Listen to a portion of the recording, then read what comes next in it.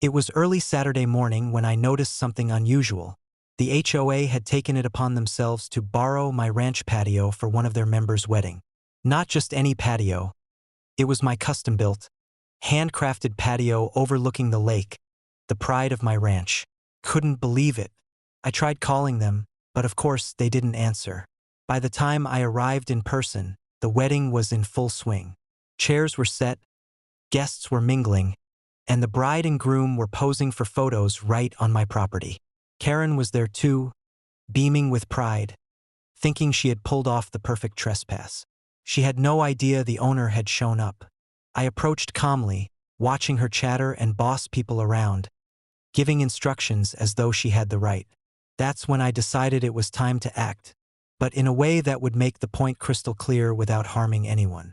With a few discreet phone calls and a little mechanical know-how, I activated the hydraulic system beneath the patio that I had installed months earlier, designed for maintenance and leveling.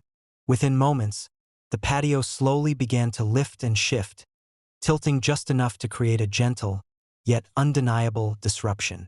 Guests stumbled, drinks wobbled, and a few decorations fell harmlessly to the ground. Panic spread instantly. Karen's face went pale as she realized the patio was moving beneath her feet.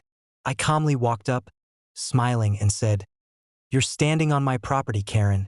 This patio belongs to me, and all events here require my permission." The crowd froze, murmurs spreading through the guests as they realized they were standing on privately owned land. By the time the patio had returned to its normal position, the wedding had been effectively paused.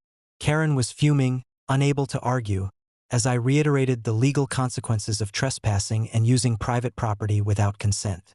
I even offered to help relocate the wedding to a legal venue, but only if proper permissions were obtained in advance. Word of the incident spread quickly throughout the neighborhood. Karen had been humiliated in front of dozens of attendees, learning a harsh lesson about entitlement. I, on the other hand, had reinforced a simple truth. Trespassing, no matter how grand the excuse, would not be tolerated on my ranch.